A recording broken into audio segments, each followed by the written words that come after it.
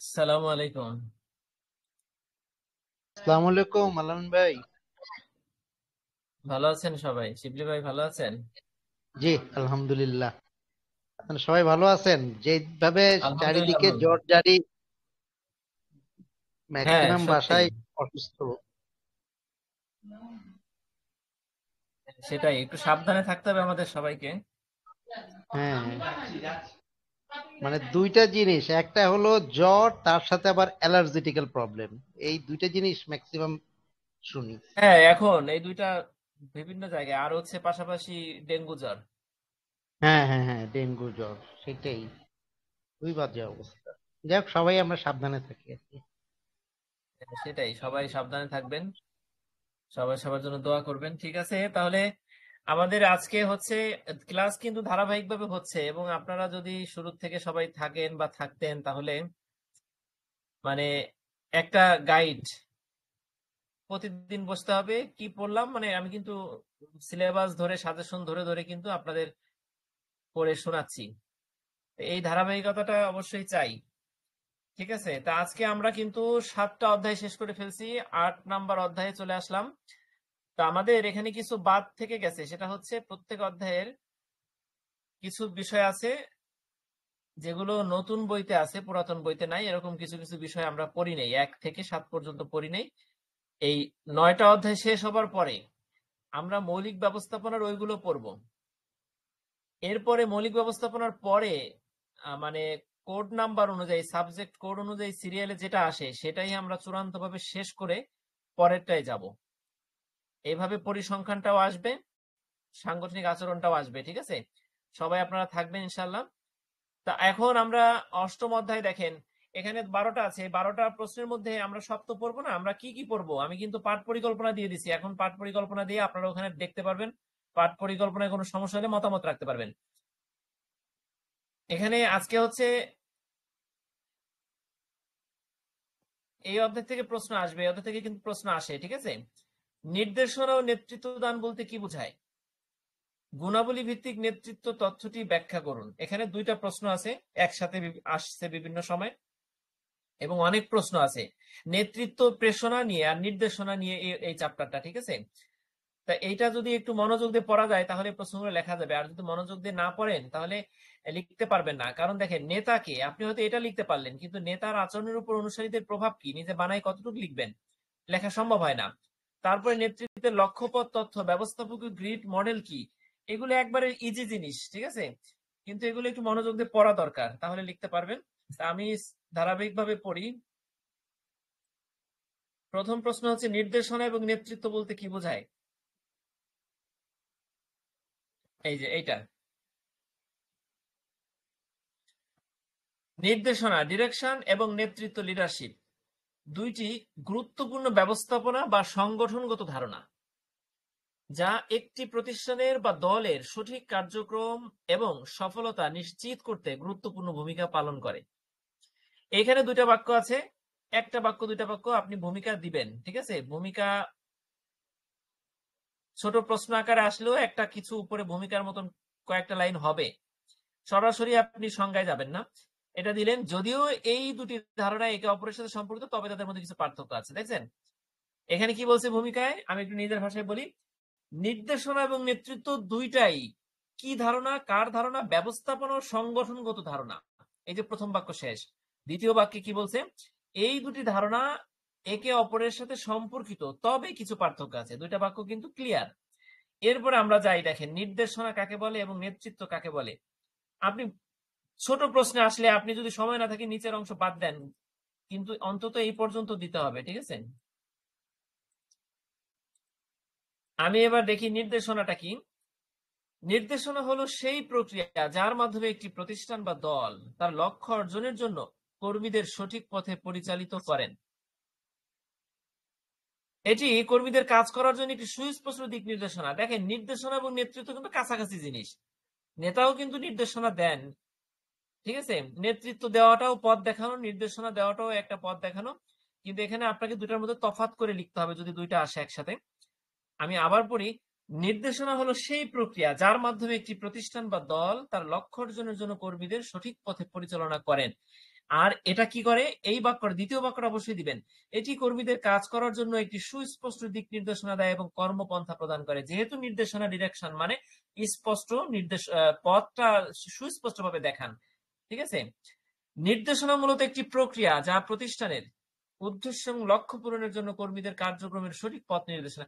এটা দিক নির্দেশনা, পথ নির্দেশনা, কর্মপন্থা নির্ধারণ, এই কথাগুলো মনে রাখেন, তাহলে নির্দেশনার সংজ্ঞাটা নিজের থেকে লিখতে পারবেন।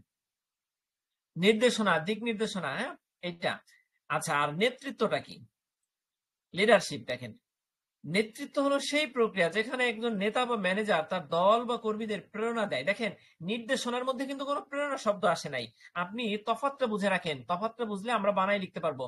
একটা জিনিস বলি, যতই পড়েন না কেন, পরীক্ষা এমন একটা জিনিস, আমরা লাস্ট 3টা পরীক্ষায় দেখছি, মৌলিক এবং মানব শেষ হওয়ার পরে যোগাযোগ যখন আসলো পরীক্ষা আমাদের অষ্টম ব্যাচে, তখন বুঝলাম যে না, আসলে আমরা যা হুবহু যা পড়ে আসছি ও শুধু ওইটাই যথেষ্ট না।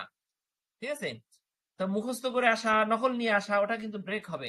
আপনি পারবেন না ওই ধারাবাহিকতা রক্ষা করতে, কাজেই আপনাকে বানায় লেখা শিখতে হবে। ঠিক আছে, নেতৃত্বটা কি? আবার পড়ি, যেখানে একজন নেতা বা ম্যানেজার দল বা কর্মীদের নির্দেশনা দেওয়ার পাশাপাশি যদি অনুপ্রেরণাও দেন, তখনও সেটা হচ্ছে নেতৃত্ব।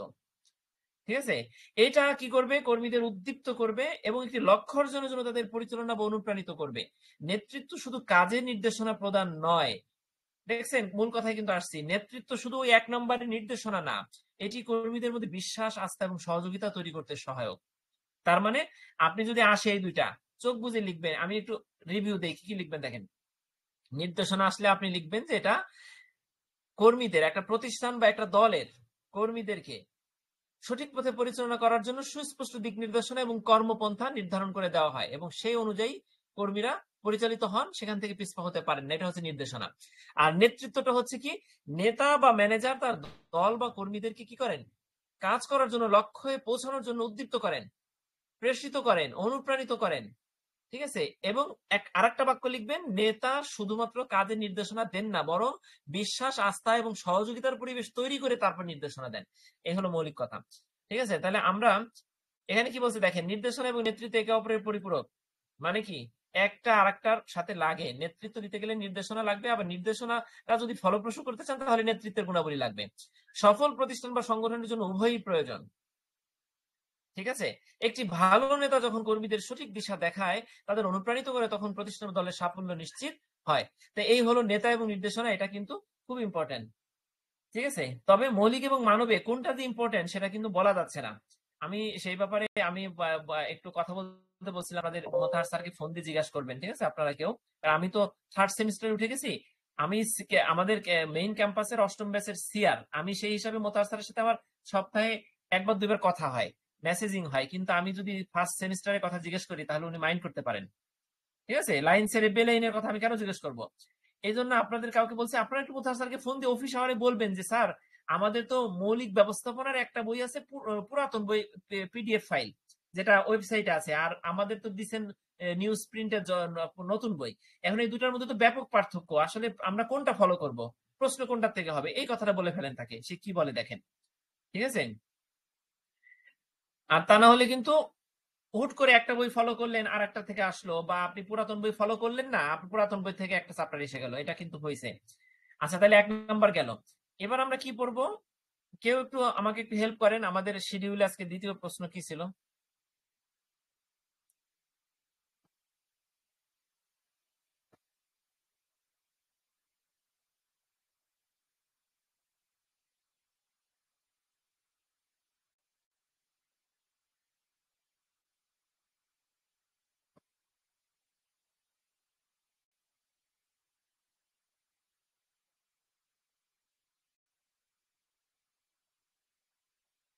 দেখেন, এই প্রশ্নটা বোধ হয় আমার যতদূর মনে পড়ে, গুণাবলী ভিত্তিক নেতৃত্ব তত্ত্ব, ট্রেড থিওরি অফ লিডারশিপ, এটা কিন্তু খুব ইম্পর্টেন্ট।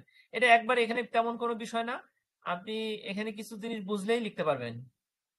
ঠিক আছে, গুণাবলী ভিত্তিক নেতৃত্ব একটি ঐতিহাসিক নেতৃত্ব তত্ত্ব। এটা একটা ঐতিহাসিক নেতৃত্ব তত্ত্ব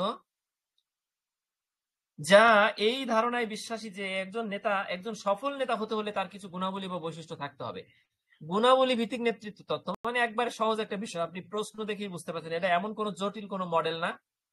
মানে নেতার মধ্যে কিছু গুণাবলী থাকবে, থাকলেই তিনি নেতা, এইটাই হলো গুণাবলী ভিত্তিক নেতৃত্ব তত্ত্ব। সহজভাবে বুঝেন, ঠিক আছে?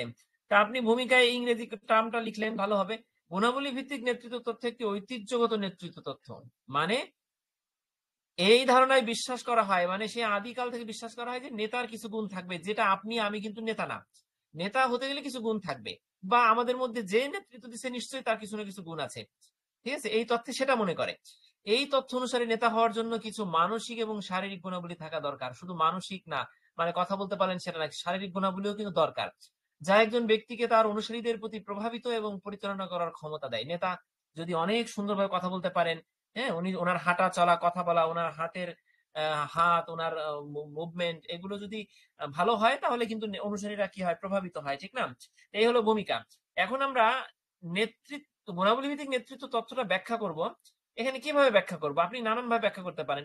এখানে আমি বৈশিষ্ট্য দিয়ে ব্যাখ্যা করছি। ব্যাখ্যা চাইছে, এখন আমি প্রকারভেদ দিতে পারি, বৈশিষ্ট্য দিতে পারি, আমি যেভাবে হোক আমি ব্যাখ্যা করতে পারি, ঠিক আছে? তা আমি এখানে বৈশিষ্ট্য তুলে আনছি। আমরা যদি একটু দেখি গুণাবলী ভিত্তিক নেতৃত্বের বৈশিষ্ট্যটা কি, জাস্ট আপনাকে পয়েন্টস গুলো আমি ধরাই দিলে আপনি বুঝতে পারবেন। একটা হচ্ছে আত্মবিশ্বাস। দেখেন, আপনি পয়েন্টস গুলো মুখস্থ রাখেন। আপনাদের আমার বোঝানোটা আমার উদ্দেশ্য না, আমি হচ্ছে আপনাদের পরীক্ষায় কিভাবে মনে থাকবে, পরীক্ষায় কিভাবে সেটার চেষ্টা করবো, ঠিক আছে? এগুলো আমরা সবাই জানি, এগুলো বোঝানোর কিছু নাই। আত্মবিশ্বাস, নেতার মধ্যে প্রথমে কি থাকবে? আত্মবিশ্বাস। দ্বিতীয় নাম্বারে কি থাকবে? সততা ও নৈতিকতা। দুইটা গেল। 3 নম্বরে কি থাকবে? যোগাযোগ দক্ষতা। 4 নম্বরে থাকবে কি? প্রেরণা দেওয়া। আমরা এই প্রথম 4টা আবার একটু পড়ি, এখনই মুখস্থ করবেন সবাই। 1 নম্বরে থাকবে কি? আত্মবিশ্বাস। আমরা কি পড়তেছি? গুণাবলী ভিত্তিক নেতৃত্ব তত্ত্ব পড়তেছি। আপনি এই পয়েন্টস গুলো দিয়ে নেতৃত্বের গুণ বা নেতার গুণও চালাই দিতে পারবেন, ঠিক আছে?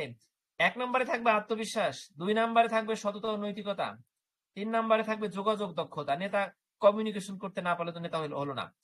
প্রেরণা দেওয়া, আমরা কিন্তু আগে নেতার সংজ্ঞায় বা নেতৃত্বের সংজ্ঞায় পড়ছি যে নেতা প্রেরণা দিবেন, প্রেষণা দিবেন, হ্যাঁ, তার জন্য কি থাকবে?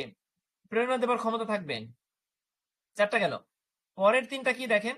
সিদ্ধান্ত গ্রহণের ক্ষমতা। নেতাকে যে কোনো মুহূর্তে তড়িৎ গতিতে সিদ্ধান্ত নেওয়া লাগে, এই জন্য নেতাকে কি করতে হবে? সিদ্ধান্ত দেওয়ার ক্ষমতা থাকতে হবে। মানবিক গুণাবলী, মানে অন্যের প্রতি সহানুভূতিশীল, শ্রদ্ধাশীল, সংবেদনশীলতা, এগুলো থাকতে হবে। এবং ইচ্ছা শক্তি, কিছু করার প্রচন্ড ইচ্ছা শক্তি থাকতে হবে নেতার মধ্যে, ঠিক আছে? আপনি 7টা পয়েন্টস দিলে 8 মার্কেও চলবে, 5 মার্কেও চলবে। আপনি 7টা পয়েন্ট মুখস্থ করেন। গুণাবলী ভিত্তিক নেতৃত্বের বৈশিষ্ট্যগুলো কি? আত্মবিশ্বাস, সততা ও নৈতিকতা, যোগাযোগ দক্ষতা, প্রেরণা দেওয়া। আবার পড়ি, আত্মবিশ্বাস, সততা ও নৈতিকতা, প্রেরণা দেওয়া, যোগাযোগ দক্ষতা। 4টা গেল, আর থাকে কয়টা? 3টা। উপরে 3টা দেখেন, সিদ্ধান্ত গ্রহণ ক্ষমতা, ইচ্ছা শক্তি, মানবিক গুণাবলী। এই হলো 7টা, ঠিক আছে? আপনি ভিতরে কি লিখলেন এটা অনেক সময় স্যার দেখে না, তবে ভালো কিছু লেখার চেষ্টা করবেন। মোটামুটি এই 7টা পয়েন্ট একটু মনে রাখেন, ঠিক আছে? এটা হচ্ছে কি? গুণাবলী ভিত্তিক তথ্য। আপনি ইংরেজি টার্মটাও ব্যবহার করবেন, তাহলে আপনার 1 মার্কস বেড়ে যাবে। কারণ স্যার যখন দেখবে আপনি ইংরেজিতেও লিখছেন, তখন মনে করবে স্যার না, যে এই নিয়ে হয়তো এই তথ্যটা ভালো জানে। এইগুলো ইংলিশের টার্ম ব্যবহার করবেন সময় পেলে। এই হলো কথা। এখন ভিতরে কি আমাদের পড়া লাগবে? বোধহয় লাগবে না, আমরা বুঝে ফেলছি। যোগাযোগ দক্ষতা কি, প্রেরণা দেওয়াটা কি, সিদ্ধান্ত গ্রহণ ক্ষমতা কি, মানবিক গুণাবলী কি, ইচ্ছা শক্তি, এই কয়টা, ঠিক আছে? তাহলে আপনারা ভিতরটা একটু পড়ে নিবেন। মোটামুটি এই পয়েন্টস গুলো নোট করে রাখেন, অথবা বইতে দাগ দেন, আমার নোট থাকলে সেটাই টিক দিয়ে রাখেন। উপসংহারটা কি দেখেন? গুণাবলী ভিত্তিক নেতৃত্ব তথ্যের মূল ধারণা হলো একজন নেতা তার দক্ষতা এবং গুণাবলীর মাধ্যমে তার দলকে প্রভাবিত করতে সক্ষম হন। এই তথ্য অনুসারে দেখেন, এই তথ্য অনুসারে কি মনে করা হয়? কিছু নির্দিষ্ট গুণাবলী যেমন আত্মবিশ্বাস, সততা, যোগাযোগ দক্ষতা এবং প্রেরণার মাধ্যমে একজন ব্যক্তি আওয়াজ সফল একটু নেতা হতে বাড়ান, পারেন। সুযোগ থাকলে। জি, ফন্টটা বোঝা যাচ্ছে না আলামিন ভাই। স্ক্রিন দেখা যায় না? কেমন ভেঙে ভেঙে গেছে। আচ্ছা, ভাই সুযোগ থাকলে একটু আরো আওয়াজ একজন, বাড়ায়েন। এখন এখন ঠিক আছে আলামিন ভাই, এখন ঠিক আছে। মানে সাউন্ড কম, তাই তো? জি, সাউন্ড কম। আচ্ছা, আমি তো টেলিগ্রামে 200% স্পিকিং লেখা আসছে, আমি বাড়াই দিছি। আমার ল্যাপটপটাও আমার মুখের কাছেই, তারপরেও কম। আচ্ছা, যাই হোক, এবার কি বাড়ছে? সবাই কি সাউন্ড কম শুনতে পাচ্ছেন? আরো একজন রেসপন্স করে বলেন। অন্য জি না টেলিগ্রামের ভাই, ভাই শুনতে যাচ্ছে ভাই, ভাই ক্লিয়ার শোনা যাচ্ছে ভাই। আলামিন শোনা ভাই, যাচ্ছে না? সাউন্ড ঠিক আছে, সাউন্ড ঠিক আছে, শুনতে পাচ্ছি। ঠিক আছে না? আচ্ছা আচ্ছা, ঠিক আছে, থ্যাংক ইউ। তাহলে দেখেন, আমরা গুণাবলী ভিত্তিক নেতৃত্ব তথ্যটা ইনশাল্লাহ পারবো। হ্যাঁ, আচ্ছা, এর আগে পড়ছিলাম কি নেতা, নেতৃত্ব এবং নির্দেশনা কি, দুইটা গেল। এরপরে 3 নাম্বার, আমাদের 3 নাম্বার প্রশ্নটা কি একটু আমি মানে আপনারা একটু দেখলে ভালো হতো, কেউ যদি বলতেন আমাকে আজকের শিডিউল থেকে। শিডিউলটা আছে না সবার কাছে? গণতান্ত্রিক আর স্বৈরতান্ত্রিক নেতৃত্বের পার্থক্য দেখান না এটা না, ভাই। ওই যে আমরা আজকে আমাদের শিডিউলটা হচ্ছে ওই যে aminkhan.net/OSG তে থাকে, ওটা দেখেন নাই? আচ্ছা আচ্ছা, ঠিক আছে, আমি দেখি। আচ্ছা, নেতাকে, নেতৃত্বে নেতার আচরণের উপর অনুসারীদের প্রভাব। আচ্ছা ঠিক আছে, নেতাকে দেখেন, আমরা এখান থেকে শুধু নেতাকে এটা পড়বো। আমরা কিন্তু কি পড়তেছি আপনাদের বলে রাখি, আমরা হচ্ছে ট্রিপল স্টার এবং ডাবল স্টার প্রশ্নগুলো পড়তেছি, ঠিক আছে? যেটা 1 স্টার আছে সেটা আমরা আপাতত পড়তেছি না, দ্বিতীয় দফায় আমরা পড়বো। আমরা এখান থেকে শুধু নেতাকে এটা পড়বো। তো নেতাকে একটু পড়ি, দেখেন, আপনার এখনই মনে রাখবেন, হয়ে যাবে। নেতা হলেন সেই ব্যক্তি যিনি একটি দলের বা সংগঠনের সদস্যদের মধ্যে প্রভাব বিস্তার করে তাদের একটি নির্দিষ্ট লক্ষ্য অর্জনের পথে পরিচালিত করেন। তিনি শুধু আদেশ দেন না, বরং নিজের ব্যক্তিত্ব, দৃষ্টিভঙ্গি, উৎসাহ এবং আচরণের মাধ্যমে অন্যদের কাজ করতে উদ্বুদ্ধ করেন। দুইটা বাক্য এখানে, আমি কি কি বাক্য আছে আমি আবার বলি। নেতা হলেন সেই ব্যক্তি যিনি একটি দলের বা সংগঠনের সদস্যদের মধ্যে প্রভাব বিস্তার করেন এবং তাদের একটি নির্দিষ্ট লক্ষ্যের দিকে চালিত করেন। কথাটা শেষ। আরেকটা কথা কি বলবেন? নেতা আদেশ দেন না, শুধু আদেশ দেন না, বরং কি করেন? নিজের ব্যক্তিত্ব, দৃষ্টিভঙ্গি, উৎসাহ এবং আচরণের মাধ্যমে প্রভাবিত করেন। মানে নেতা আদেশ দিলে কাজ হবে না, নেতাকে 4টা জিনিস, ব্যক্তিত্ব, দৃষ্টিভঙ্গি, উৎসাহ এবং আচরণের মাধ্যমে আমাকে কাজ করাতে হবে, ঠিক আছে? এই দুটা কথা এখানে বলছেন। এখন প্রত্যেকটা প্রশ্নে সংজ্ঞায় যদি একটা প্রামাণ্য সংজ্ঞা দেওয়া যায় তাহলে মার্কসটা ভালো আসে, ঠিক আছে? এখানে দেখেন, স্টিফেন পি রবিন্স উনি একটা কথা বলছেন, নেতা হলেন সেই ব্যক্তি যিনি গোষ্ঠীর সদস্যদের প্রভাবিত করে, প্রেরণা যোগান এবং তাদের নির্ধারিত লক্ষ্য অর্জনের দিকে পরিচালনা করেন। ঠিক আছে, আপনি যদি একটা সঙ্গে ইনভার্টেড কমার মধ্যে মনে রাখতে পারেন ভালো। নেতা হলেন সেই ব্যক্তি যিনি গোষ্ঠীর সদস্যদের প্রভাবিত করে, প্রেরণা যোগান এবং তাদের নির্দিষ্ট লক্ষ্য অর্জনের দিকে পরিচালিত করেন। এই সংজ্ঞাটা নেতা আসলে আপনি কি কি লিখবেন আমি আপনাকে বলি। প্রথমে আপনার যদি এই প্রামাণ্য সংজ্ঞা মনে না থাকে, আপনি দিলেন না, ভালো কথা। অথবা ইনভার্টেড কমার ভিতর দেবার মতন মনে নাই, আপনি এই কথাটা নিজের মতন করে লিখে দেন, তাহলে তো একটা সংজ্ঞা হলো। হ্যাঁ, লেখার পরে আপনার মনে করেন একটা প্যারাগ্রাফ দিলেন, এই দুইটা মিলে অবশ্যই দ্বিতীয় একটা প্যারাগ্রাফ দিবেন, তা না হলে ভালো মার্কস পাবেন না। দ্বিতীয় প্যারাগ্রাফে আপনি লিখবেন, গণতান্ত্রিক নেতৃত্ব, স্বৈরতান্ত্রিক নেতৃত্ব দুটি ভিন্ন ধরনের নেতৃত্ব শৈলী, যার মধ্যে নেতৃত্ব দেওয়ার এবং সিদ্ধান্ত গ্রহণের প্রক্রিয়া, নেতৃত্বের পদ্ধতি এবং দলের সদস্যদের ভূমিকা ভিন্ন। অথবা আপনি নেতৃত্বের বিভিন্ন ধরন, নেতার বিভিন্ন ধরন, যেমন গণতান্ত্রিক নেতা, স্বৈরতান্ত্রিক নেতা, স্বৈরতান্ত্রিক কিন্তু নেতা, গণতান্ত্রিক সে নেতা, ঠিক আছে? তারপরে বিভিন্ন ধরনের নেতৃত্বের ক্লাসিফিকেশন আছে, সেগুলো আপনি দিবেন। অর্থাৎ এটা দিয়ে একটা প্যারা আর উপরের দুইটা দিয়ে একটা প্যারা, আর কেউ চাইলে এই 3টা প্যারা দিয়ে এভাবে। তাইলে নেতাটা কি পারবেন তো সবাই ইনশাল্লাহ। এখন আমরা দেখি নিচে এখানে কি বলছে। আচ্ছা, এটা তো শুধু নেতাটা পড়বো, ঠিক আছে? আমরা কি কি পড়তেছি আমি ওটা আমি আবার দিয়ে দিলাম, হোয়াটসঅ্যাপে আবার দিয়ে দিলাম। খালেদ ভাই, সাউন্ড তো বোধহয় আমি 200% সাউন্ড দিছি ও টেলিগ্রামে, ঠিক আছে? সাউন্ড বাড়াইছি এখন ঠিক আছে আমি আরো। ভাই, আচ্ছা এখন ঠিক ঠিক আছে আছে। ভাই, থ্যাংক ইউ। আচ্ছা ঠিক আছে, আমি ওই যে দিলাম, ওখানে আপনারা আজকে শিডিউল দেখবেন কোনটা কোনটা পড়তেছি। নেতাকে পড়া হয়ে গেল। এবার দেখেন, নেতৃত্বে নেতার আচরণের উপর অনুসারীদের প্রভাব। এটা একটা খুবই ইম্পর্টেন্ট প্রশ্ন। নবম এবং দশম ব্যাচে যারা আছেন এই প্রশ্নটা একটু পড়তে হবে। দেখেন, নেতার আচরণের উপর অনুসারীদের প্রভাব, চলে যাচ্ছি। এই যে প্রশ্নটা, নেতৃত্বে নেতার আচরণের উপর অনুসারীদের প্রভাব আলোচনা করুন। মানে আপনি নেতা, আমরা সবাই অনুসারী, ঠিক আছে? এখন আপনার আচরণের উপর আমরা যারা অনুসারী তাদের কি প্রভাব, বুঝতে পারছেন প্রশ্নটা? নেতৃত্বে নেতার আচরণের উপর অনুসারীদের প্রভাব। তাহলে আমরা একটু ভিতরে পড়ে দেখি কি আছে।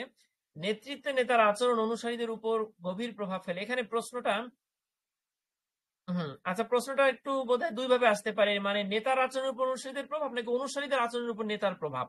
প্রশ্নটা একটু আপনারা দেখেন বিভিন্ন বছরে কিভাবে আসছে। ঠিক আছে, যেভাবে আসবে সেভাবে লিখবেন। নেতৃত্বে নেতার আচরণ অনুসারীদের উপর গভীর প্রভাব ফেলে। নেতার আচরণ শৈলী এবং সিদ্ধান্ত গ্রহণের প্রক্রিয়া অনুসারীদের মনোভাব, কর্মক্ষমতা এবং সম্পর্ককে প্রভাবিত করে। ঠিক আছে, এখন কিভাবে প্রভাবিত করে আমরা একটু দেখি। আস্থা এবং সততা। নেতা যদি সৎ এবং আস্থাশীল হন তবে কর্মীরা তার প্রতি আস্থা রাখে এবং তাদের কার্যক্ষমতা বাড়ে। নেতা সৎ এবং আস্থাশীল হলেই কর্মীরা তার প্রতি আস্থা রাখে এবং তাদের কার্যক্ষমতা বাড়ে। নেতার অসততা এবং ধোঁকাবাজি কর্মীদের হতাশ করে এবং কর্মের প্রতি অনীহা তৈরি করে। বিপরীতধর্মী দুইটা বাক্য দিয়ে এই প্যারাগ্রাফ হয়েছে। আস্থা এবং সততা। 2 নম্বরে কি আছে? প্রেরণা। 3 নম্বরে আছে সহানুভূতি। 4 নম্বরে স্পষ্ট যোগাযোগ। দেখেন একটা জিনিস বলি আপনাদের, এখানে কিন্তু দেখেন বলে নাই এখানে এখানে অনুসারীদের প্রভাব আলোচনা করতে বলছে, মানে আপনি এখানে 4টা পয়েন্ট যদি সুন্দরভাবে সাজাই দিতে পারেন এটা 8 মার্কের উপযোগী, আবার এটা 5 মার্কের উপযোগী। মানে মার্কস বেশি হলে সব প্রশ্নের বেলায় কিন্তু পয়েন্টস বাড়ানো যাবে না। ঠিক আছে, পয়েন্টস এরও কিন্তু একটা লিমিটেশন আছে, মানে 8টা 10টা 20টা দিলেন তারপরে তো আর হয় না। ঠিক আছে, আপনি একটা জিনিসের বৈশিষ্ট্য লিখবেন, সেখানে কয়টা বৈশিষ্ট্য হতে পারে? 4টা 5টা বৈশিষ্ট্য দিলে এরপর আর বৈশিষ্ট্য থাকে না। তো সেই হিসাবে আপনাকে পয়েন্টস বেশি দিলেই যে মার্কস তা না, আপনি এখানে 4টা দিয়ে এই প্রশ্নটা শেষ করতে পারবেন। 2 নম্বরে আছে প্রেরণা। প্রেরণাদায়ী নেতা কর্মীদের উদ্দীপ্ত করে, তাদের উচ্চ মনোবল এবং দক্ষতা বৃদ্ধি করে। তবে প্রেরণাহীন নেতা কর্মীদের মধ্যে উদাসীনতা এবং আগ্রহের অভাব সৃষ্টি করে। ঠিক আছে, তাইলে আমরা এখানে পড়লাম কি, নেতৃত্বে নেতার আচরণের উপর অনুসারীদের প্রভাবের ক্ষেত্রে আমরা 1 নম্বর পয়েন্ট দেব আস্থা এবং সততা। এখানে কিন্তু ভিতরে এই প্রভাবটাই প্রমাণ করব। প্রেরণার বেলায়ও আমরা লিখবো। সহানুভূতির বেলায় কি লিখবো দেখেন, সহানুভূতিশীল নেতা কর্মীদের সমস্যা বুঝে সমাধান দেয়, যা কর্মীদের আস্থা এবং সম্পর্ক দৃঢ় করে। আপনি যদি আমার সমস্যা বুঝে সমাধান দেন, সহানুভূতিশীল নেতা, আপনি হচ্ছে সহানুভূতিশীল নেতা, আপনি আমার সমস্যা বুঝে সমাধান দিলেই কেবল আমার আস্থা এবং সম্পর্ক আপনার প্রতি দৃঢ় হবে। সহানুভূতির অভাবটা কি করে? কর্মীদের হতাশ করে এবং কাজের প্রতি মনোযোগ কমিয়ে দেয়। ঠিক আছে, মানে একটা পক্ষে আর একটা বিপক্ষে দিলে আপনার একটা পয়েন্ট প্যারাগ্রাফ হয়ে গেল। স্পষ্ট যোগাযোগটা কি দেখেন, নেতা যদি কার্যকর এবং পরিষ্কার ভাবে কর্মীদের যোগাযোগে কর্মীদের মানে স্পষ্ট ভাবে এবং কার্যকর ভাবে যদি যোগাযোগ করে তাহলে কর্মীদের বিভ্রান্তি থাকে না, তাদের কাজের প্রতি মনোযোগ এবং অনুপ্রেরণা বেড়ে যায়। অস্পষ্ট যোগাযোগ কর্মীদের মধ্যে বিভ্রান্তি এবং কাজের প্রতি আগ্রহ কমাতে পারে। তাই এখানে মোটামুটি এই 4টা পয়েন্টস দিয়ে আপনি পক্ষে বিপক্ষে 2টা বাক্য দিয়ে আপনি প্রমাণ করবেন যে নেতার আচরণের উপর অনুসারীদের প্রভাবটা কিভাবে পড়ে সেটা আপনি প্রমাণ করবেন। ঠিক আছে, প্রশ্নটা কিন্তু কঠিন না। আপনি এই 4টা পয়েন্ট দিয়ে প্রমাণ করতে পারলে আপনি ভালো মার্কস পাবেন ইনশাআল্লাহ। ঠিক আছে, এর পরের প্রশ্নটা তাহলে আমরা কিন্তু মোটামুটি ছোট বড় মিলে আমরা কিন্তু 2টা প্রশ্ন পড়ে ফেলছি।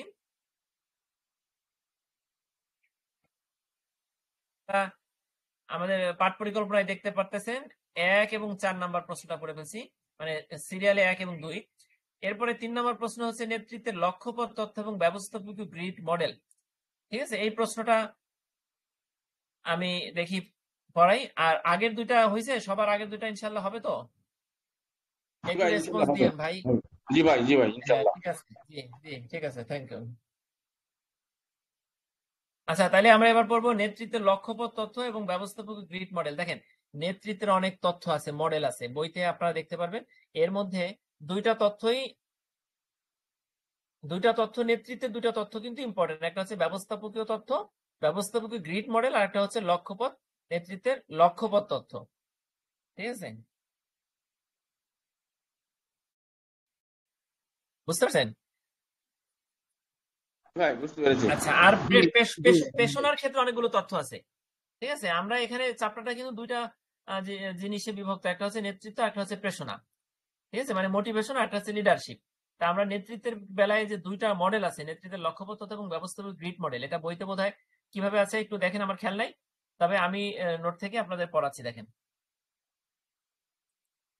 নেতৃত্বের লক্ষ্যপথ তথ্য, পাথ গোল থিওরি। দেখেন নেতৃত্বের লক্ষ্যপথ তথ্য প্রথম প্রস্তাবিত হয় রবার্ট হাউসের দ্বারা 1971 সালে। আপনি এই মডেলটা লিখবেন, কিন্তু মডেলটা কে প্রস্তাব করেন প্রথম এবং কত সালে সেটা যদি লেখেন আপনার মার্কস বেড়ে যাবে। আপনি একটু মনে রাখেন যে নেতৃত্বের লক্ষ্যপথ তথ্য 1971, বাংলাদেশের মুক্তিযুদ্ধ 1971 আর রবার্ট হাউস, এই শব্দগুলো একটু মনে রাখেন। নেতৃত্বের লক্ষ্যপথ তথ্য খাতা একবার দরকারে লেখেন, কারণ এইটা লিখতে হবে আপনাকে, আপনি না লিখলে তো এটা সমৃদ্ধ হবে না। এই তথ্য অনুসারে নেতা কর্মীদের উদ্দেশ্য পূরণের জন্য পথ সুগম করতে সহায়তা করে। দেখেন, যেহেতু পথের কথা বলা আছে, লক্ষ্য পথ, হ্যাঁ, কাজেই নেতা কর্মীদের উদ্দেশ্য পূরণের জন্য কি সুগম করে? পথ সুগম করতে সহায়তা করে। নেতা কর্মীদের জন্য পরিষ্কার লক্ষ্য নির্ধারণ করে এবং তাদের সেই লক্ষ্য অর্জনের সহায়ক পরিবেশ এবং উপায় দেয়। ওই যে পথের কথা বলছে, তার মানে লক্ষ্য ঠিক করলেই হবে না, লক্ষ্যে যাওয়ার জন্য পথটা দেখায়। এই তথ্যে নেতার ভূমিকা হলো কর্মীদের প্রেরণা যোগানো এবং তাদেরকে আরো কার্যকরভাবে কাজ করতে উৎসাহিত করা। আপনি এখানে প্রথম অংশটা কিন্তু লক্ষ্যপথ তথ্য কাকে বলে সেইটা, এটা কিন্তু ভূমিকা না, ঠিক আছে? ভূমিকায় আপনি যা খুশি বানাই লিখতে পারেন, যদিও ভূমিকায় প্রশ্নের মূল কথাটাই লেখা উচিত, তবে এটা কিন্তু নেতৃত্বের লক্ষ্যপথ তথ্যের সংজ্ঞা, ঠিক আছে? এখানে আপনার সাল টাল দিয়ে, ওখানে বিজ্ঞানীর নাম দিয়ে তারপরে লিখবেন। লক্ষ্যপথ তথ্যের মূল কথা কি? নেতা কর্মীদের পথ দেখান, প্রথমে লক্ষ্য নির্ধারণ করেন, পরে সেই লক্ষ্যে যাওয়ার জন্য পথ দেখান। দুইটা বাক্য মনে রাখেন ভাই। আমি মডেলটা আবার একটু বলি। নেতৃত্বের লক্ষ্যপথ তথ্য প্রথম প্রস্তাবিত হয় রবার্ট হাউস দ্বারা 1971 সালে, একটা কথা। দ্বিতীয় কথা হচ্ছে, এই তথ্যে রবার্ট হাউস দেখিয়েছেন যে নেতা কর্মীদের জন্য লক্ষ্য নির্ধারণ করেন, একবারে পরিষ্কার লক্ষ্য নির্ধারণ করেন এবং সেই লক্ষ্য অর্জনের জন্য তিনি পথ দেখান। আপনি এই কথাগুলো বললে আপনার নেতৃত্বের লক্ষ্যপথ তথ্যের সংজ্ঞাটা হয়ে যাবে। এরপরে লক্ষ্যপথ তথ্যের মূল উপাদানটা কি দেখেন। খুব বেশি বড় করে আপনাকে লিখতে হবে না, আপনি উপরে সংজ্ঞাটা দিবেন 3টা বাক্যে, লক্ষ্যপথ তথ্যের 3টা উপাদান দিবেন, ছোট্ট করে একটা সমাপনী দিবেন, আপনার এই মডেলটা শেষ। লক্ষ্যপথ তথ্যের মূল উপাদান 3টি।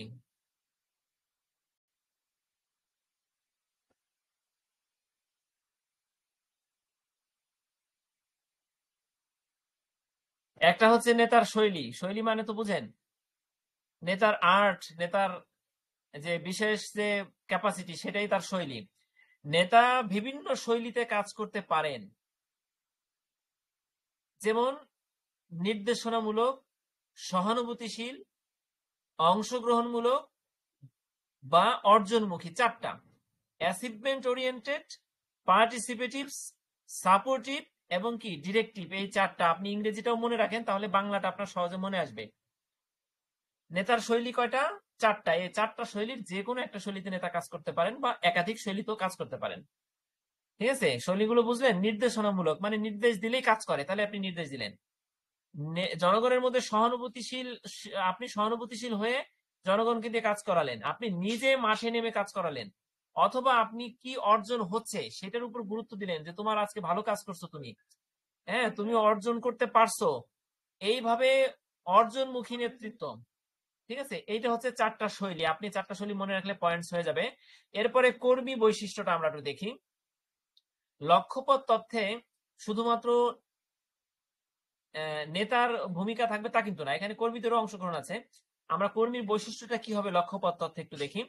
কর্মীদের দক্ষতা, মনোভাব, অভ্যস্ততা অনুযায়ী নেতা শৈলী পরিবর্তন করতে পারেন। অভ্যস্ততা মানে অভ্যাস, কর্মীরা কি কাজে অভ্যস্ত হয়ে পড়ছে, তাদের মনোভাব কি, তাদের দক্ষতা কি, এই অনুযায়ী নেতা তার শৈলী পরিবর্তন করতে পারেন। নেতৃত্বের লক্ষ্যপথ তথ্যের মধ্যে নেতা তার শৈলী, যদি কোনো কর্মী দেখা যাচ্ছে যে তার মনোভাব এই কাজ করার পক্ষে না, তাহলে নেতা দেখবে যে না ঠিক আছে, যেহেতু নেতা যদি তার মনোভাব, তার শৈলী চেঞ্জ না করেন, তাহলে কিন্তু নেতা টিকতে পারবে না, ঠিক আছে? কর্মীদের দক্ষতা অনুযায়ী নেতাকে কি করতে হবে? তার শৈলী চেঞ্জ করতে হবে। আপনারা কি বুঝতে পারছেন এই 2টা পয়েন্টস? প্রথমে হচ্ছে নেতার 4টি শৈলীর কথা লিখবেন, পরে হচ্ছে কর্মীদের বৈশিষ্ট্য অনুযায়ী নেতা তার শৈলী পরিবর্তন করবে সেই কথা লিখবেন, ঠিক আছে? 3 নম্বর বাক্যে কি আছে দেখেন, কাজের পরিবেশ, কাজের জটিলতা এবং প্রক্রিয়া অনুযায়ী নেতা তার শৈলী এবং সহযোগিতা প্রদান করবেন। কাজের পরিবেশ যদি জটিল হয়, তাহলে নেতা সেই অনুযায়ী তার সহযোগিতার শৈলী দেখাবেন। যদি কাজের পরিবেশ নমনীয় হয়, তাহলে সেই অনুযায়ী, ঠিক আছে? কাজ যদি এরকম হয় যে নেতা ফিল্ডে না থাকলে কাজ করবে না জনগণ, তাহলে তাকে ফিল্ডে নামতে হবে, ঠিক আছে? তো এই হলো 3টা লক্ষ্যপথ তথ্যের মূল উপাদান। লক্ষ্যপথ তথ্যের লক্ষ্য। এবার আমরা লাস্টে একটা বাক্য দিব। নেতার উদ্দেশ্য হলো কর্মীদের জন্য কাজের পথ পরিষ্কার করা, তাদের লক্ষ্য অর্জনে সহায়তা করা, তাদের প্রেরণা বাড়ানো। ঠিক আছে, বুঝতে পারছেন সবাই? ভাই বোঝা যাচ্ছে। জি, ঠিক আছে। আচ্ছা ঠিক আছে, এবার ব্যবস্থাপক গ্রিড মডেল, এটা কি দেখি। ব্যবস্থাপকীয় গ্রিড মডেল প্রস্তাবিত হয় রবার্ট ব্লাক এবং জেন মোলার 1964। ঠিক আছে, আমি সালগুলো মনে রাখতাম, আপনারা নিজ নিজ ফর্মুলা অনুযায়ী মনে রাখার চেষ্টা করবেন। ঠিক আছে, আমি এই 64কে আমি মানে যে যে বিজ্ঞানীর নাম অথবা মডেলের নামের সাথে 64-র একটা সংযোগ ঘটাইতাম, তখন আমার ওই গ্রিড মডেল দেখলে আমার মনে পড়তো যে এটা 71 না 72 না এটা 64। ঠিক আছে, আমি ওই হাউসের সাথে 71, মানে আমার ছোটবেলা থেকে এভাবে করতাম, আপনারা সেইভাবে করলে সালগুলো মনে থাকবে। হাউস 71, আমি একটা মিল করতাম যে হাউস 71-এ হাউসে বাড়ির মধ্যে ঢুকে পাখানাদার বাহিনী নির্যাতন করছে, এটা দিয়ে আপনি 71 আর হাউস রবার্ট হাউস মনে থাকবে কিন্তু এইভাবে। ঠিক আছে, আপনি এইভাবে মনে রাখবেন। আবার এটাকেও আপনি এই যে রবার্ট ব্লাক এবং জেন মোলার 1964, এটাকে দিয়েও আপনি ওইভাবে একটা কিছু বের করে মনে রাখবেন, তাহলে সালগুলো আপনি কখনোই পরীক্ষায় ভুলবেন না। ব্যবস্থাপক গ্রিড মডেল প্রথম প্রস্তাবিত হয় রবার্ট ব্লাক এবং জেন মোলার 1964 দ্বারা, মানে এই দুজন বিজ্ঞানীর দ্বারা। এই মডেলটি নেতৃত্বের শৈলীকে একটি গ্রিডে স্থাপন করে যেখানে দুইটি প্রধান অক্ষ থাকে। ঠিক আছে, এখানে গ্রিডে আপনাকে একটা চিত্র আছে বইতে, চিত্রটা এখানে নাই, আপনারা চিত্রটা দিয়ে নেবেন।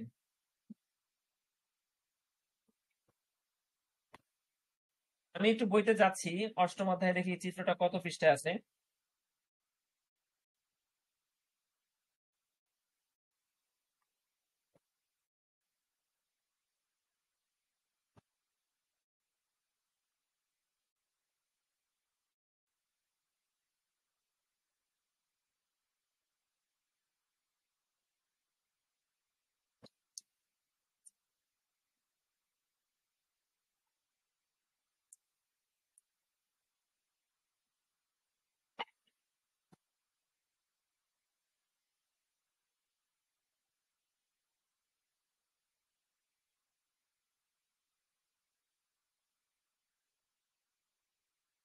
আচ্ছা, এটা আছে নতুন বইতে 202 নম্বর পৃষ্ঠা।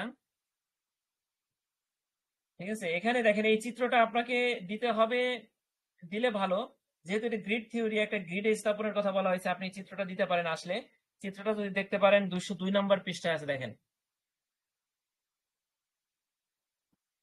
এখানে একটা এক্সাম্পল আছে। আপনি পুরোটা যদি পড়তে চান তাহলে আপনার এই মডেলটা ব্যাপক আকারে বড় হয়ে যাবে, জটিল হয়ে যাবে। ঠিক আছে, আপনি চাইলে বইয়েরটা পড়তে পারেন, আর যদি আপনি চান যে এখান থেকে ছোট্ট করে দিয়ে দেবেন তাহলে হবে। ঠিক আছে, গ্রিড থিওরিটা আমি একটু এখান থেকে পড়াই,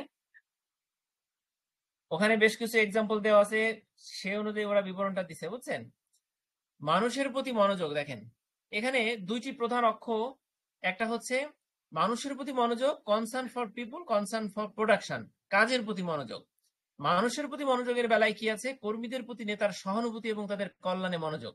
আর কাজের প্রতি মনোযোগের বেলায় কি থাকবে, কাজের গুণগত মান এবং উৎপাদনশীলতা নিয়ে যে নেতার মনোযোগ। মানে নেতা শুধুমাত্র কর্মীরা কিভাবে বেতন ভাতা পেলো কিনা, তারা সুস্থ আছে কিনা, তারা হেলথ অ্যান্ড সেফটি ফলো করতেছে কিনা, এইটা দেখার প্রতি যদি নেতার মনোযোগ থাকে, যেমন এইচআর ডিপার্টমেন্টটা খালি ওইগুলো দেখে, তাহলে বুঝতে হবে যে তাদের মনোযোগ হচ্ছে মানুষের প্রতি। এই অফিসে যাচ্ছ?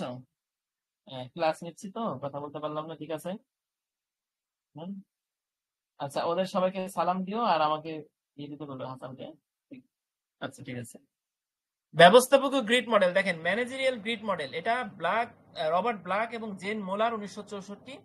এই মডেলটি নেতৃত্বের শৈলীকে একটা গ্রিডে স্থাপন করে এবং দুইটি প্রধান অক্ষ থাকে। এই তিনটা বাক্য, উপরের তিনটা বাক্য অবশ্যই দিবেন, দেবার পরে আপনি দুইটা অক্ষ দেখাবেন, মানুষের প্রতি মনোযোগ, কাজের প্রতি মনোযোগ। ঠিক আছে, আর বইতে 4টা গ্রিডে আছে, 4টা ধাপে, একটু এটা বিশাল বড় করে বোধহয় 1 পাতা 1.5 পাতার বোধহয় আলোচনা আছে। ঠিক আছে, তা ওইটা যদি প্রশ্ন দুইটা একসাথে আসে তাহলে আপনি 1.5 পাতা, বইয়ের 1.5 পাতা আপনার খাতায় কিন্তু লেখা সম্ভব না। ঠিক আছে, তা আপনি এখান থেকে এটা লিখতে পারেন, ব্যবস্থাপক গ্রিড মডেল। ঠিক আছে, এবার আমরা দেখি ব্যবস্থাপক গ্রিড মডেলের মূল লক্ষ্যটা কি, এটা বুঝতে পারছেন সবাই? কাজের প্রতি মনোযোগ, মানুষের প্রতি মনোযোগ, দুইটাই প্রধান অক্ষ এই মডেলে। ঠিক আছে, যে কোনো একটার দিকে নেতা মনোযোগ দিবেন, অথবা নেতা যে কোনো একদিকে একটার প্রতি মনোযোগ দিলেন, অন্য সময় আবার অন্য একটার প্রতি মনোযোগ দিলেন। ঠিক আছে, এবার দেখেন ব্যবস্থাপক গ্রিডের মূল লক্ষ্যটা কি। এই মডেলটি লক্ষ্য করে নেতার শৈলী কর্মীদের প্রয়োজন এবং কাজের লক্ষ্য পূরণের মধ্যে একটি সঠিক ভারসাম্য তৈরি করছে। ঠিক আছে, মানে ভালো করে বুঝেন, কর্মীদের প্রয়োজন আর কাজ দুটাই তো নেতার দরকার, কর্মীদেরও দেখতে হবে, কাজটা ওনার দরকার। এখন এই মডেলটা একটা জিনিস লক্ষ্য করে, সেটা কি, কর্মীদের প্রয়োজনটা কি, তাদের সুযোগ সুবিধা দেখে, আর কাজের টার্গেট পূরণ হচ্ছে কিনা, এই দুইটা জিনিস দেখে। আর কি করে, এখানে এই দুইটা জিনিসের মধ্যে ভারসাম্য তৈরি করে, একটা ব্যালেন্স তৈরি করে। ঠিক আছে, এটি অর্জনের জন্য সবচেয়ে বেশি কার্যকরী বলে বিবেচিত হয়, যেখানে নেতা কর্মীদের ভালোবাসা এবং উৎপাদনশীলতা উভয়কেই প্রাধান্য দেন। দেখছেন মূল কথাটা, নেতা কর্মীদের ভালোবাসেন, তাদের কাছে ভালোবাসাও পান, আবার তাদের উৎপাদনশীলতাকেও প্রাধান্য দেন। এটা খুবই গুরুত্বপূর্ণ একটা মডেল। ঠিক আছে, তার মানে দুইটার প্রতি, কাজ এবং মানুষের দুইটার প্রতি নেতা মনোযোগ দিবেন, এটা হচ্ছে ব্যবস্থাপক গ্রিড মডেল। আচ্ছা, এবার উপসংহারটা কি? উপসংহার এখানে লক্ষ্যপথ তথ্যের মূল কথা বলা হয়েছে, আর ব্যবস্থাপক গ্রিডের মূল কথা বলা হয়েছে। দুইটার মূল কিছু দুইটা বাক্য দিয়ে আপনি এখানে উপসংহারটা শেষ করে দিলেন। ঠিক আছে, তাহলে মোটামুটি এই প্রশ্নটা পারবেন কিনা বলেন? ইনশাল্লাহ পাওয়া যাবে। আচ্ছা, ঠিক আছে, তাহলে আজকে কি এই পর্যন্ত থাকবে নাকি আরেকটা প্রশ্ন পড়াবো বলেন? আরেকটা প্রশ্ন আগাই। একটা প্রশ্ন বলেন ভাই, প্রেষণাটা পড়াবো? আচ্ছা, ঠিক আছে, তাহলে আর একটা আমাদের আবার 10টা থেকে কার্য ব্যবস্থাপনা, ওটা আপনারা অষ্টম এবং নবম ব্যাচ সবাই থাকেন ওখানে, 10টা থেকে ক্লাস আছে। ঠিক আছে, দেখি আরেকটা প্রশ্ন কোনটা আছে সিরিয়ালে। প্রেষণা চক্র সম্পর্কে বর্ণনা করুন। আমরা প্রেষণা চক্র তাহলে এখানে 8টা প্রশ্ন আমরা এই অধ্যায় থেকে পড়বো, 8টার 4টা পড়ি। 4 নাম্বারটা প্রেষণা চক্রটা আজকে তাহলে এখন শেষ করি, আগামী দিন ইনশাল্লাহ বাকি 4টা। প্রেষণা চক্র,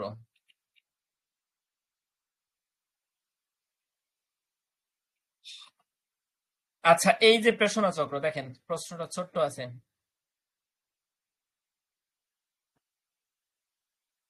মোটিভেশনাল সাইকেল, এটি একটি ধারাবাহিক প্রক্রিয়া।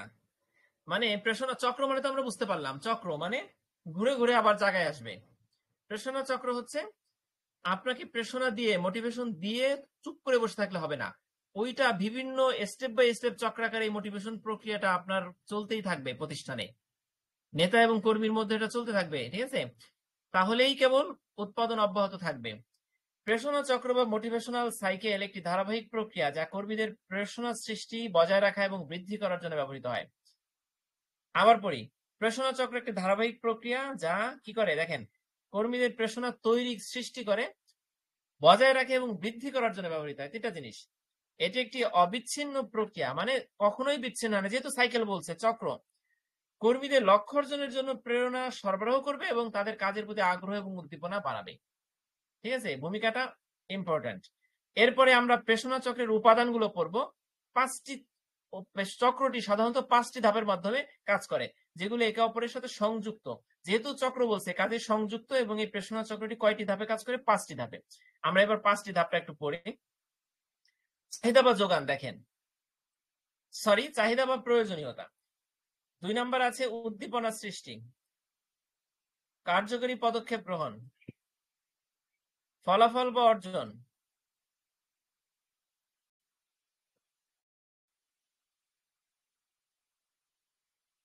আত্মবিশ্বাস এবং পরবর্তী প্রেষণা। পরবর্তী প্রেষণা মানেই হচ্ছে এই 5 থেকে ঘুরে আবার একে আসবে। ঠিক আছে, চক্র, এই 5টা আপনাকে মনে রাখতে হবে, যেহেতু এটা 5টা চক্র, একটা চক্র, কাজে এখান থেকে কোনটা বাদ দিবেন না।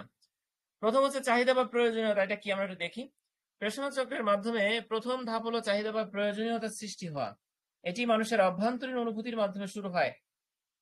মানে চাহিদাটা, আমরা ভাত খাবো, আমরা একটা পোশাক পরবো, আমরা একটা বিলাসিতা ভোগ করবো, এটার অনুভূতিটা তো আমাদের ভিতর থেকে আসে, সেই কথা বলছে। যেখানে তারা একটি নির্দিষ্ট লক্ষ্য বা চাহিদা অনুভব করে। উদাহরণস্বরূপ, একজন কর্মী যদি ভালো বেতন, স্বীকৃতি বা ব্যক্তিগত সাফল্য চান, তবে এই চাহিদা তাকে কাজ করতে প্রেরণা দেবে। তার মানে আপনার যে ভিতরের চাহিদাটা কি, আপনি ভালো বেতন চান, ভালো একটা পদ পদবি চান, সাফল্য চান, তাহলে ভিতরের এই চাহিদাটা বা প্রয়োজনীয়তাটাই কি আপনাকে কি করবে, ভালো কাজ করতে আপনাকে প্রেরণা দিচ্ছে, মানে অটোমেটিক্যালি প্রেরণাটা আপনার সৃষ্টি হচ্ছে। এখন নেতার কাজ কি, প্রেষণা চক্রে ওইগুলো দিবেন তিনি। ঠিক আছে, আচ্ছা, 2 নাম্বারটা কি আছে? উদ্দীপনা সৃষ্টি। দেখেন, এই ধাপে কর্মী তার চাহিদা পূরণের জন্য উদ্দীপ্ত হন, প্রয়োজনীয়তার অনুভূতি তাকে কাজে নিযুক্ত করে। ওই যে উদ্দীপনা সৃষ্টি, ঠিক আছে? উদ্দীপনা সৃষ্টি মানে আপনার চাহিদা, আপনার এই 1 নাম্বারটা কি ছিল? চাহিদার চিন্তা, কল্পনা। 2 নম্বরে এসে কিন্তু ওই চাহিদা আপনার মধ্যে উদ্দীপনা তৈরি করলো, মানে আপনাকে কাজ করতে হবে, ঠিক আছে? কর্মী তার চাহিদা পূরণের জন্য উদ্দীপ্ত হন, প্রয়োজনীয়তার অনুভূতি। 1 নম্বরের অনুভূতিটা 2 নম্বরে এসে পড়ে এবং 2 নাম্বার কি করে? তাকে কাজে নিযুক্ত করে এবং সঠিক সময়ে সঠিক কাজটি করার জন্য উৎসাহিত করে। এবং তিনি কর্মী তার লক্ষ্য অর্জনের জন্য বিভিন্ন কৌশল এবং প্রক্রিয়া বেছে নেন, যা তাকে প্রয়োজন পূরণের দিকে নিয়ে যায়। মানে 1 নাম্বার জিনিসটা পূরণের দিকে নিয়ে যায়। 1 আর 2 এর মধ্যে মিল খুঁজে পাইছেন কিনা? এবার 3 নাম্বারটা দেখেন, উদ্দীপনা তৈরি হলো, কাজ করবেন, এখন তো কাজ করার পালা। কার্যকরী পদক্ষেপ গ্রহণ মানে হলো আপনি কাজে লেগে গেলেন। এটা কিভাবে হবে? কর্মকাণ্ডের মাধ্যমে হবে, পরিশ্রমের মাধ্যমে হবে, উৎসাহের মাধ্যমে হবে। কর্মী তাদের চেষ্টা এবং দক্ষতা ব্যবহার করে কাজ শুরু করবেন, ঠিক আছে? কার্যকরী পদক্ষেপ গ্রহণ। 4 নম্বরে আছে ফলাফল বা অর্জন, রেজাল্টস অর অ্যাচিভমেন্ট। এটা কি দেখেন, ওই যে আপনি 3 নম্বরে কাজ করলেন, 4 নম্বরে আপনি ফলটা পাইলেন। ফলটা যখন পাবেন তখন আপনার মধ্যে আত্মবিশ্বাস বাড়বে, আর সেই আত্মবিশ্বাসের কথাটা লিখবেন 5 নম্বর পয়েন্টে গিয়ে। 5 নম্বর আছে আত্মবিশ্বাস, এবং আপনি একটা কাজ করতে পারেন। 5 নম্বরে আত্মবিশ্বাস দেওয়ার পরে আপনি চাইলে 6 নম্বর পয়েন্ট দিতে পারেন। এখানে যে 5টা দিতে হবে তা না, তবে ধারাবাহিকতা রক্ষা করতে হবে। আত্মবিশ্বাস এবং পরবর্তী প্রেরণা, ঠিক আছে? ফলাফল অর্জন করা সফলতার মাধ্যমে কর্মী আত্মবিশ্বাস অর্জন করে, যা তাকে আরো প্রেরণা দেয় এবং পরবর্তী লক্ষ্য অর্জনের জন্য তাকে কাজে আবার উদ্বুদ্ধ করে। এর ফলে প্রেরণা চক্রটা পুনরায় শুরু হয় এবং কর্মী লক্ষ্য বা চাহিদা সেট করতে পারে, ঠিক আছে? তাহলে এই 5টার মধ্যে একটা মিল কি আপনারা পাইছেন? এটাতে একটা চক্র বলা হয়েছে, চক্রের মধ্যে কি সম্পর্ক পাওয়া গেছে? যদি পাওয়া যায় তাহলে এই 5টা পয়েন্ট ধারাবাহিকভাবে মনে রেখে লিখবেন, ঠিক আছে? এখন মূল কাজ হচ্ছে, যেহেতু আমরা অনেক বছর গ্যাপ দিয়ে আমরা বিভিন্ন জনে পড়াশোনায় আসছি, আমাদের হাতটা চালু করতে হবে, ঠিক আছে? হাত চালু না করলে ওই নকল নিয়েও লেখা যায় না, ঠিক আছে? হাত চালু না করলে অনেকে 3টা প্রশ্ন 2টা প্রশ্ন লিখে দিয়ে চলে আসে, আর লিখতে পারে নাই। এজন্য আপনারা বাড়ি বসে, আমি পরীক্ষার আগে বাড়ি বসে কিন্তু আমি একটা পরীক্ষা দিই, ঠিক আছে? হাত চালু করার জন্য। তো ওই কাজটা করবেন সবাই, তাহলে লিখতে পারবেন। আর ইনশাল্লাহ এই আমাদের পিছনের ভিডিওগুলো যদি ধারাবাহিকভাবে দেখেন, তাহলে যা যা আসার মতন ইম্পর্টেন্ট প্রশ্ন সবই ভিডিওতে বারবার ভেঙে চুরে বোঝানো আছে, ঠিক আছে? ওইটা ইনশাল্লাহ কাজে লাগবে। তাহলে আজকে এই পর্যন্ত। 10টা থেকে আমাদের আবার অষ্টম ও নবম ব্যাচের সেকেন্ড সেমিস্টারের অপারেশনাল ম্যানেজমেন্ট অর্থাৎ কার্য ব্যবস্থাপনা আমরা পড়বো। আজকে কার্য ব্যবস্থাপনার 2য় অধ্যায় পড়বো। গতকালকে প্রথম অধ্যায় শেষ করছি। আর এর আগে আমরা উত্তর হিসাব বিজ্ঞানের 1 এবং 2 দুটো অধ্যায় শেষ করছিলাম, ঠিক আছে? আমরা প্রত্যেকটা বইয়ের দুটা করে শেষ করতেছি, যেহেতু আমাদের পরীক্ষা ওদের খুব নিকটে। আপনার নবম ব্যাচ আর অষ্টম ব্যাচের ফার্স্ট আর সেকেন্ড একসাথে হতে পারে, মোটামুটি আমাদের সবারই পড়তে হবে। আবার একই সাথে কিন্তু আপনাদের নবম ব্যাচে যারা আছেন, আপনাদের কিন্তু সেকেন্ড সেমিস্টার চলে, আবার আমাদের থার্ড সেমিস্টার চলে। কাজেই পড়াশোনা একটু করতেই হবে, না হলে আপনি কোনটা রেখে কোনটা পরীক্ষা দেবেন, কোনটা রেখে কোনটা শেষ করবেন, ঠিক আছে?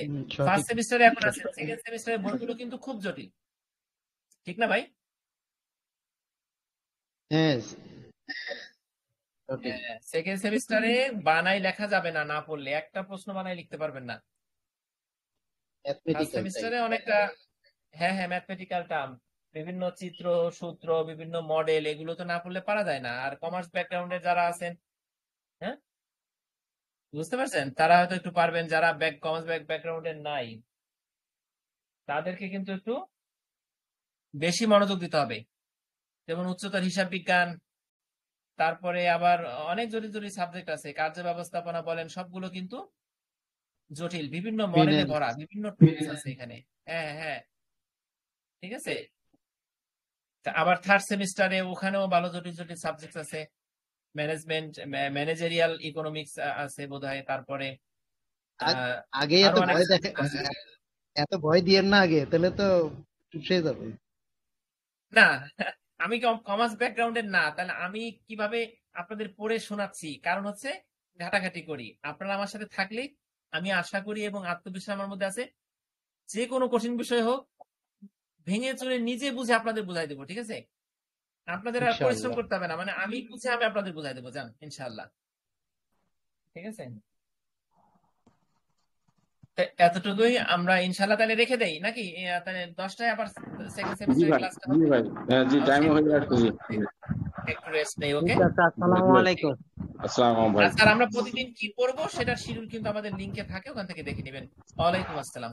জি।